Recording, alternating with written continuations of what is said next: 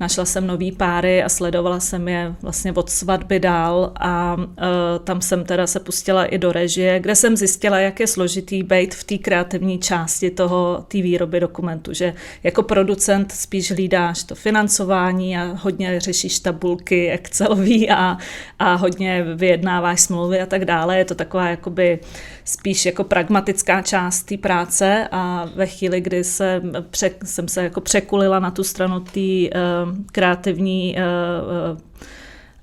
činnosti, složky, kdy jsem vlastně musela s těma protagonistama mluvit, hlídat jejich příběhy, hlídat si jejich důvěru, protože to je prostě v dokumentárním filmu absolutně nejdůležitější. U střihu se snažit, jakoby, aby ten dokument přinesl co největší nebo co nejvíc zajímavý příběh, aby ukázal prostě co nejvíc zároveň, ale abych jim neuškodila.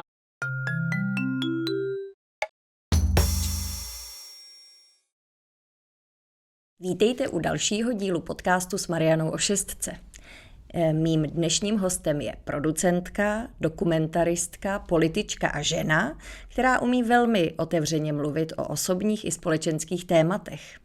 Dlouhodobě se pohybuje v kulturním a veřejném prostoru, v poslední době se ale také věnuje velmi osobnímu projektu Matkou po 40, ve kterém otevřeně popsala svou cestu k mateřství a momenty, které nebyly vůbec jednoduché.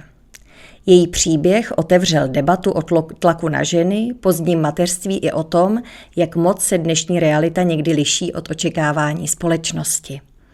Mým dnešním hostem je Hanka Třeštíková. Hanko, vítej. Děkuji za pozvání, ahoj Májo. Mám radost, že jsi přijala moje pozvání a chtěla jsem se na začátek zeptat, co všechno předcházelo tomu dnešnímu natáčení. Jak složité je zorganizovat si hlídání, cestu sem, organizaci. Stížilo se to oproti předchozím rokům, předpokládám. Se stížilo, je 10 dopoledne, já mám pocit, že už mám za sebou půl dne, protože jsme stávali moc brzo a my jsme se domlouvali asi na 5krát tenhle termín, že jsme domlouvali, já jsem to pak rušila. Jsme si na tebe počkali. Tak výsledek je, že jsem různě musela domlouvat hlídání, přesouvat a tak dále. No, tak jsem ráda, že tady na chvíli můžu spočinout, asi takhle. Já bych měla těch dotazů na tebe hrozně moc, ale vlastně bavili jsme se o tom, že tím, co tě nejvíc zaměstnává v poslední době, byl svět knihy. Jsou to knihy, možná více než filmy v tuto chvíli. Jak se změnil tvůj život po vydání knihy? Možná je to menší klišé, než jak se změnil tvůj život po narození holčičky. Co byl větší organizační skok? Tak to je dobrá otázka. Jednak, ani nevím, kde bych začala. Tak samozřejmě větší organizační skok je stát se matkou. To prostě nic nepřekoná. S tím souvisí tedy fakt, že jsem napsala knihu, která vlastně se tomu věnuje, mé cestě za mateřstvím a vyšla na podzim, jmenuje se Matkou po 40 a rozhodně úplně poslední, co bych o sobě říkala, že jsem spisovatelkou, to vůbec, ale mám takový jakoby dobrý pocit, že jsem nějakým způsobem sepsala a vyjádřila nějaký pocity, nějaký můj příběh a mohla jsem to takhle jakoby zabalit do takové hezké obálky a doručit čtenářkám, většinou spíš jsou to čtenářky, a věnovat se už něčemu jinému.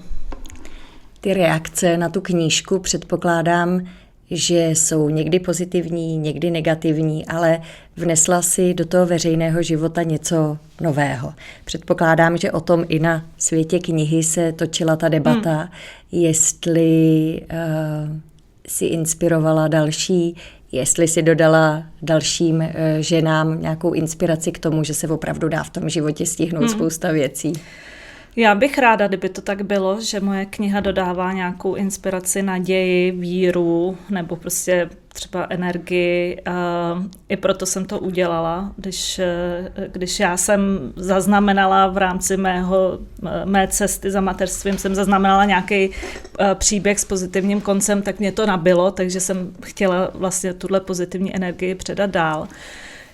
Zároveň je to celkově téma mateřství a cesty za mateřstvím je prostě natolik složitý a pro mnoho lidí bolestivý, že já se přiznám, že zrovna třeba na tom světě knihy nás tam bylo víc, debatovali jsme o různých formách mateřství a v publiku několik žen plakalo, což jsem vůbec nečekala, protože tam to bylo taková debata uprostřed haly, kde byli lidi, chodili sem a tam s knihama, vůbec to nebylo nějaký intimní prostředí, nějaká jako příjemná atmosféra a přesto tam nějaké ženy byly dohnány k takovým emocím. Tak asi není radostí autora, když čtenáři pláčou. Na druhou stranu mě vlastně v této souvislosti, v této jako reakci, mi to vlastně přijde, že to je velká pochvala, protože je vidět, že si uchopila nějaký téma, který je spoustě lidím blízký, neuchopila si ho nějak vulgárně, uchopila si ho tak, že se s ním stotožňují. O co je těžší, nebo jaký je rozdíl v tom napsat knihu, nějakého v podstatě jako dokumentaristického rázu a natočit film, protože v obou těchto disciplínách si mi velkou inspirací. Ježiš, tak děkuji. Tak co z toho tě bavilo víc? Tak dřív byl film, potom byla kniha. Jaký byl vlastně ten vstup do světa filmu a jak se to vyvinulo ke knize? Tak já jsem úplně původně producentka dokumentárních filmů, to je nějaká disciplína, v které jsem dlouhodobě se pohybovala, myslím si, že jsem se i jakoby etablovala, mám na svém kontě několik dokumentárních filmů, který celkem i zarezonovaly ve společnosti, takový ten nejvíc zmiňovaný, všichni vždycky to zmiňují, jsou šmejdi o nekalých praktikách prodejců, který natočila Silva Dymáková, já jsem to producentovala a i vyhrál Českýho lva, ale vedle toho mám spousta dalších dokumentárních filmů, který jako jsou třeba pro mě zásadnější, třeba spolupráce s mojí mámou na filmu o Lídě Bárové Zkáza krásou. A to je kolektivní spolupráce nebo kolektivní práce. Film je prostě kolektivní dílo, kdy potřebuješ všechny ty složky dát dohromady a každý má nějaký úkoly, navzájem se překrývají, musíš docházet k nějakým kompromisům a tak dále. Já jsem pak zkusila i vlastně jsem si vyzkoušela režii, že jsem režírovala dokument Manželské etudy Nová generace, který navazuje na slavné manželské etudy mojí mámy. Našla jsem nový páry a sledovala jsem je vlastně od svatby dál a tam jsem teda se pustila i do režie, kde jsem zjistila, jak je složitý být v té kreativní části té výroby dokumentu, že jako producent spíš hlídáš to financování a hodně řešíš tabulky Excelový a hodně vyjednáváš smlouvy a tak dále. Je to taková jakoby spíš jako pragmatická část té práce a ve chvíli, kdy jsem se jako překulila na tu stranu té kreativní činnosti, složky, kdy jsem vlastně musela s těma protagonistama mluvit, hlídat jejich příběhy, hlídat si jejich důvěru, protože to je prostě v dokumentárním filmu absolutně nejdůležitější. U střihu se snažit, jakoby, aby ten dokument přinesl co největší nebo co nejvíc zajímavý příběh, aby ukázal prostě co nejvíc zároveň, ale abych jim neuškodila. Jako bylo tam vlastně najednou se objevily takové různé zodpovědnosti, o kterých jsem předtím nevěděla a bylo to zajímavá práce. A tuhle moji kreativní složku trošku přerušila politika a teď teda jsem vytvořila knihu, která je solitérní činnost. U knihy vlastně jenom sedíš někde v klidu a píšeš, ťukáš do počítače a pak už ani nejseš u toho, když si to ty lidi čtou. Třeba u dokumentu aspoň můžeš oběc jako premiéru a můžeš prostě udělat úvody u nějakých jako, já nevím, promítání a tak, anebo sledovat třeba reakce někde, když se to pak promítá na nějakých online platformách, ale u té knihy jako je to hrozně málo, to už prostě tu zpětnou vazbu tolik nedostáváš. A v rámci té knihy měla jsi někoho, kdo by u tebe byl a s kým bys sdílela jako třeba od začátku, jak osobní to má být, jak jít do detailu, jak to pojmout, nějakýho rádce, třeba spisovatele, už nějakého etablovaného. Třeba spisovatele, který je můj táta například, že jo? Jako mám nejbližšího možného spisovatele přímo u nás doma.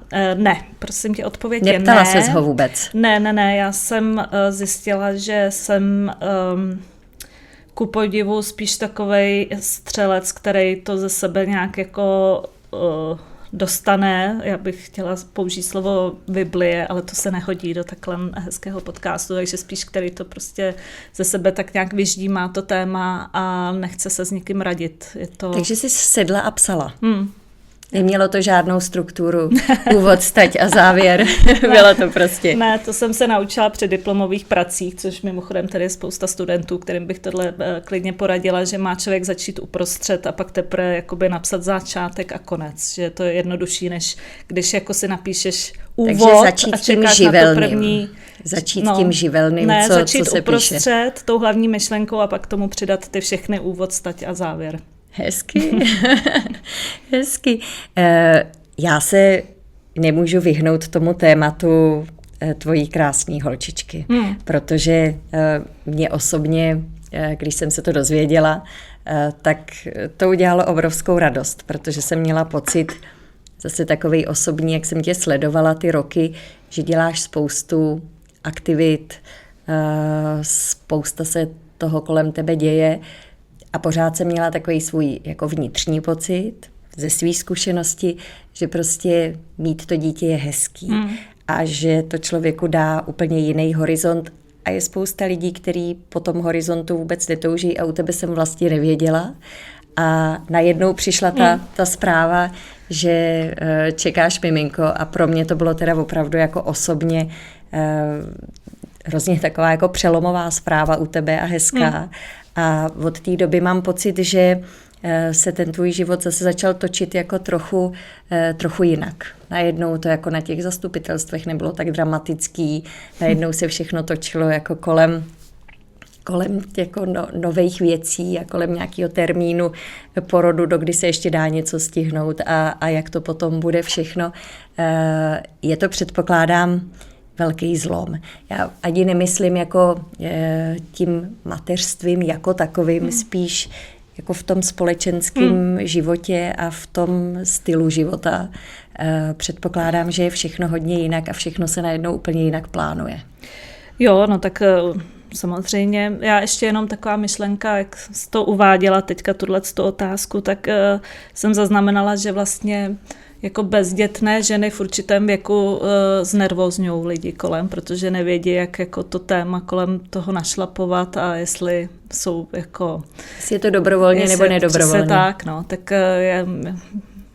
je to taky složitý téma, jak pro společnost, tak pro ty ženy samotné. Myslím si, že spousta žen s dětmi kolem tebe pookřála v tu chvíli, kdy jako... že najednou se jako pro spoustu lidí jako ta otázka vyřešila. To je to, co říkáš, jestli to člověk tak plánuje bez dětí a jsou takový a je to úplně v pořádku, a nebo jestli vlastně se nám všem jako, jestli se všichni můžeme těšit z toho, že to je najednou jinak. Jo, no, mně přijde, že se všem kolem ulevilo. Ale i mužům, jako tam já najednou zaznamenávám daleko lepší vztahy třeba na tom zmíněném zastupitelstvu i jako vůči, teda ke mně od opozičních zastupitelů různě se víc usmívají, tak no. Já nevím, asi jsem nějak jako najednou z robota se stala zase člověkem. Tak já myslím, že i muži, teda co mám z vlastní zkušenosti a chci se dostat k tomu tématu, jak jsou vnímané ženy v politice a ve společnosti, protože se tím jako vlastně často osobně zabývám, tak myslím si, že žena s dítětem je pro něj najednou taková jako čitelnější, že je taková jako křehčí najednou a změní se trochu jako ten pohled mužů, který vlastně v té politice je docela důležitý, protože tam jsou v podstatě samý muži. A nevím, jestli se tím člověk dostane jako do trochu bezbranější pozice, nebo prostě je pro ně najednou čitelnější, ale vnímám to i v politice, že je to trochu rozdíl. Když má žena dítě a nemá dítě, tak je trošku jako zařazená někam jinam, s tím, že bych řekla, že jako hodně těch úspěšných političek je bezdětných. Jo. To je to, co jsem před rokem oponovala nějakou diplomovou práci na téma ženy v politice a tam mi vlastně došlo při tom čtení toho výsledku, že většina žen v politice jsou buď to bezdětné nebo rozvedené. Že jako nadšených matek od rodin v politice prostě politice, moc není v české politice. Ale možná to platí, tato diplomka byla jako na český prostředí, ale možná to platí všude. Ten život žen v politice, v tom já se tak jako ráda vyžívám, protože mi přijde, že to ženy vlastně mají složitý, zároveň nejsem zastánce žádných kvót. Tak jak si to bojuješ ty skrze ty roky? Já jsem, když jsem byla radní pro kulturu hlavního města Prahy, což byla jako extrémně náročná pozice, byla jsem tam 4,5 roku a vlastně opravdu je to, že ráno člověk vstane velmi brzo, jedeš jako šroub a večer spadneš do postele a druhý den zase pořád po tobě někdo chce, pořád musíš chodit po nějakých jednáních, schůzích, zastupitelstvech, radách, poradách, předradách, jako je to fakt náročný, tak já jsem už v té době jakoby, i vzhledem k tomu, kolik mi bylo, věděla, že už to musím začít řešit a že prostě bych neměla prioritizovat tu politiku, ale že bych jako měla jak docílit toho mateřství. A pro mě takovým vzorem v té době byla novozélandská premiérka, která vlastně porodila ve funkci.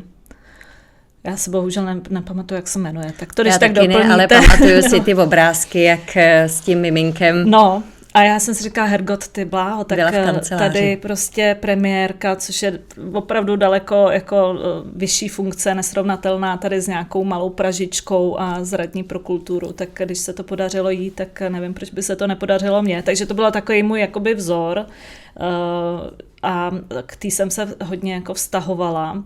Zároveň zpětně viděno, skloubit mateřství, jako opravdu myslím tím péči o malý miminko. Já neříkám, když pak ty děti jsou starší a už třeba můžou chodit do nějakých institucí, už nejsou tak závislí jako na té matce, tak skloubit péči o malý miminko s takovouhle funkcí je podle mě téměř nemožný. Jako něco z toho bude šizeno. Možná je to trochu lámaný přes koleno, ne? Taky. Nebo tak to vnímám já možná. No, že... já jsem si tak nějak představovala, že porodím dítě, zařídím chůvu a prostě půjdu úřadovat, jakmile mi to dovolí moje fyzický a psychický stav.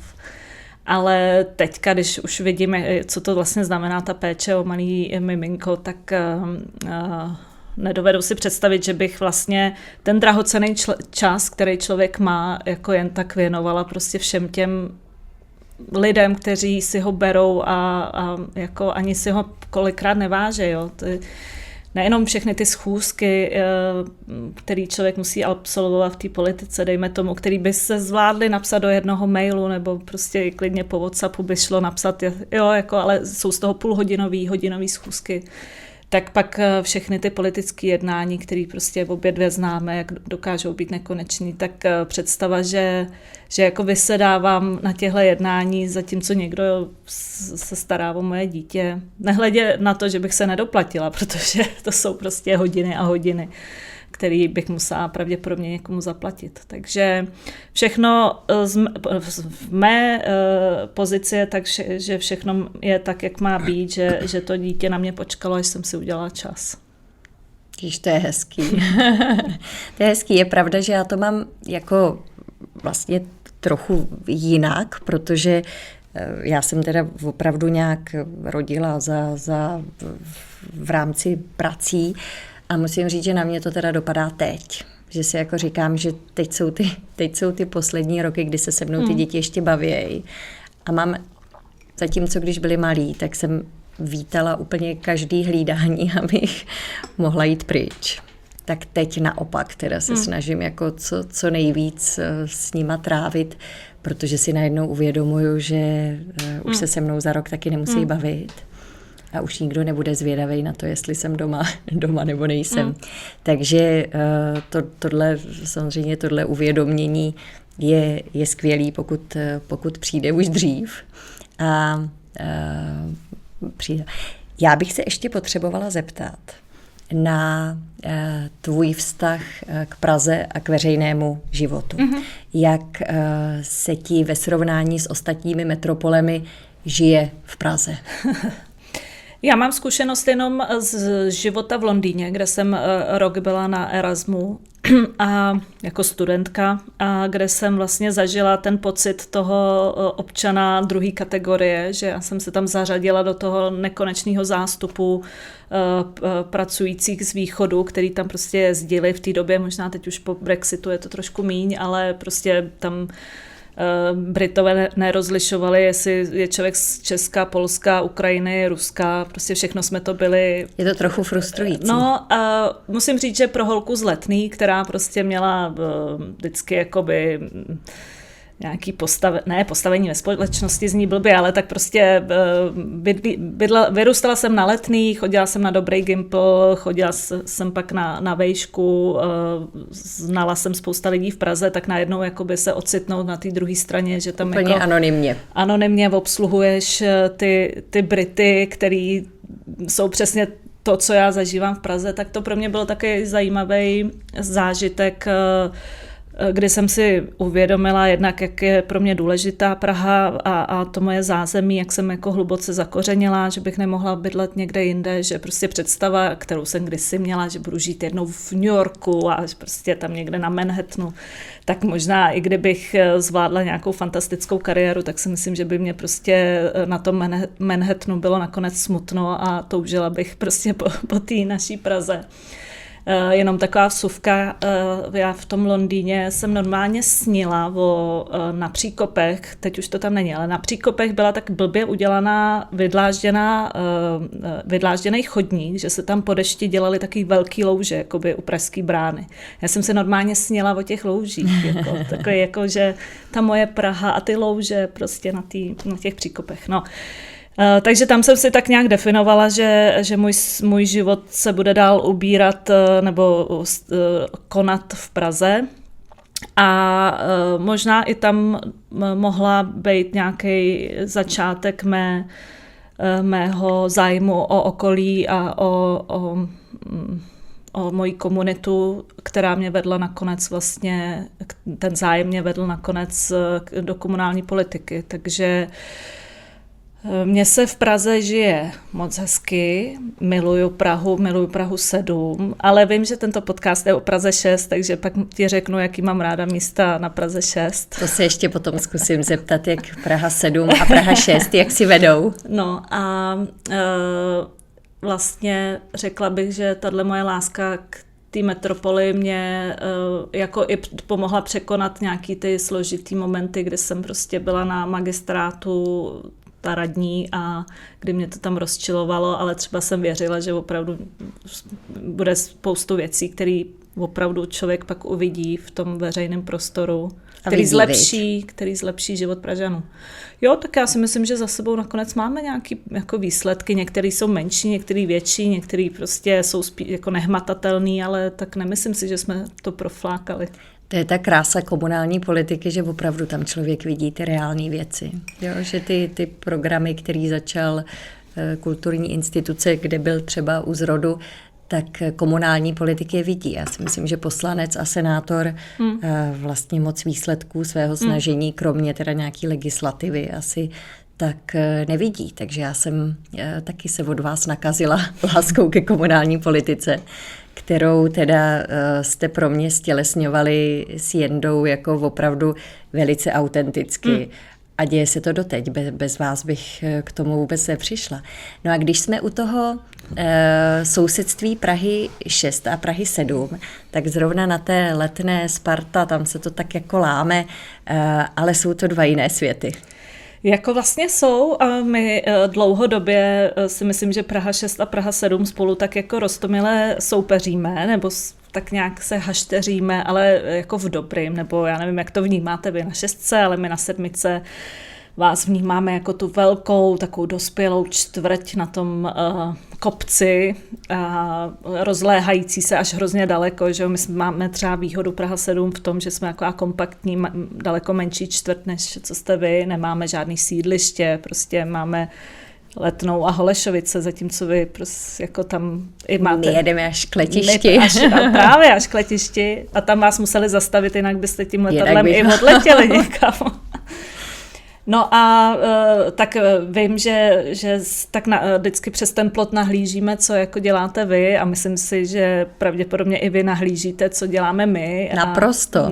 Jo, já se teda inspiruju moc ráda. Jak co do starostování kultury, školství, tak myslím si, že 7 opravdu jako nasazuje vysokou laťku a je to vlastně daný hodně těmi osobními vztahy. Tím, jak prostě se vám daří tam jako autenticky vnést jako tu sousedskost, což je něco, co se na 6 daří jako v těch jednotlivých katastrálních oblastech, ale jako že by občan z dědiny se cítil jako být sousedem občana z Břevnova, tam ještě teda opravdu máme co dělat. Myslíš, že na 7 jako opravdu se daří to propojovat Letná Holešovice? Tak i v rámci naší městské části je řevnivost mezi Letnou a Holešovicema. Vlastně ty vztahy můžeš aplikovat do úplně jakoby až na nejnižší úroveň, že tam se taky jsou různý jako legrácky mezi Letnou a Holešovicema typu hokejový zápasy a tak dále, ale řekla bych, že se daří vytvářet, nebo doufám, že to tak je, že třeba lidé z Holešovic nemají pocit, že by byli nějak jako zanedbávaný, že by ta pozornost víc směřovala k Letný, to si myslím, že ne. Já mimochodem vlastně jsem založila letenskou partu. Je to na Facebooku, je to někdy v roce 2010 původně. Jsi jako první administrátor letenské party? Ano, já jsem ji založila. První, tak jedinej nejsem, ale jsem první. Já jsem ji založila pro pár kamarádů, aby jsme si dělali pikniky na Letný, proto se taky jmenuje tak ještě jako s prominutím blbě, protože letenská parta zní jak, nevím, tak jako asi kdybych už věděla. Je to tak zažitý, že už to vlastně nic... Ale kdybych věděla, že jednou bude mít nějakých téměř 50 000 členů, a že to nebudou jenom mý kamarádi zdaleka, tak bych možná tomu věnovala trošku jako větší pozornost tomu názvu, ale prostě jsem to tam nějak, jako, to bylo ještě nutno dodat v době, kdy ten Facebook v roce 2010 byl jako úplně jiný, jako úplně jinak se používal, byly to opravdu, lidi měli spíš jako kontakty jenom přes opravdový známý, teď už tam kolikrát, že jo, máš lidi, o kterých vůbec nevíš, kdo jsou a navzájem se sledujeme a je to prostě jiný princip a ty komunitní skupiny vůbec nebyly v roce 2010, jako tam nebylo kam napsat, hele, ztratil se mi pes, jako pomožte mi, nebo nevím něco, tady zadarmo předám prostě starou konvici. No, tak já jsem to založila pro pár kamarádů a vůbec nevím, jak se to stalo, tak teď to má 50 000 lidí, téměř nevím přesně, ale co chci říct je, že vlastně ten princip jako převzali další čtvrtě, za což já jsem vlastně ráda, že existuje Vinohradská parta, takže my jsme tady parta. U zdroje part? Ano, já jsem... Hezky, takže naše Břevnovská parta, Davidská parta je jakoby inspirace od tebe. Ale znova říkám, že ten název jako vlastně mě přijde zpětně pitomej, ale všichni ho jako ale převzali. genericky se chyt dá. Smíchovská parta. Já jsem jednu dobu a vlastně možná doteďka jsem všude členem, jen tak pro zajímavost jsem se tam všude naklikala, abych věděla, co řeší jiný komunitní skupiny. Členem každé party. To je hezký. To jsem taky vlastně nevěděla, že to byl takovejhle. A doteďka jsi jako administrátor A máš nějakou tendenci jako tam teda regulovat nějaký diskuze na to asi? Jo, určitě to je potřeba v tomhle, určitě. Takže děláš si jako čas na to, že opravdu jako procházíš, jestli tam nejsou nějaký jako vulgární příspěvky nebo... Naštěstí Facebook už jako nasadil celkem dost intenzivně vlastní jakoby systémy, jak těm správcům ulehčujou, takže tam si může nastavit takzvaný admin, teď nevím, jak se to jmenuje. Admin noblesní. Admin assist, který ti sám, asi je to AI samozřejmě, tak sám podle nějakých jako pravidel ti vyhledává nějaký případně jako škodlivý příspěvky a sám je maže. Kolikrát já už to ani nevidím. Někdy to může být nespravedlivý, to jo, jako nemusí to vždycky být úplně 100%, ale v tomhle objemu lidí je potřeba jako už se s tím nemazlit. To říkám absolutně upřímně, prostě jakmile tam někdo nadává, nevím, nějaký rasistický věci, xenofobní, něco hned odchází, žádný jako diskuze. Tak to máš ještě jednu velkou agendu ke všemu ostatnímu. Jo, tak to je taková legrace na mobilu. Ale chci říct jenom, že já jsem to založila, aby jsme s kamarádama dělali piknik na Letný a jeden ten piknik se opravdu stal. Z toho jsou fotky, jak ležíme prostě v Letenském parku na Dece, nás tam asi 6 a to je vlastně... Začátek letenský party. Tak. Hezky, to bychom v Břevnovský partě taky měli jít si lehnout na deku, na ladronku. Úplně na závěr bych se zeptala, co tě teď čeká v těch nadcházejících 4 měsících? Je tam podprahová otázka na volby? Rozhodla se skandidovat do podzimních voleb? Tak jestli můžu ještě k tomu?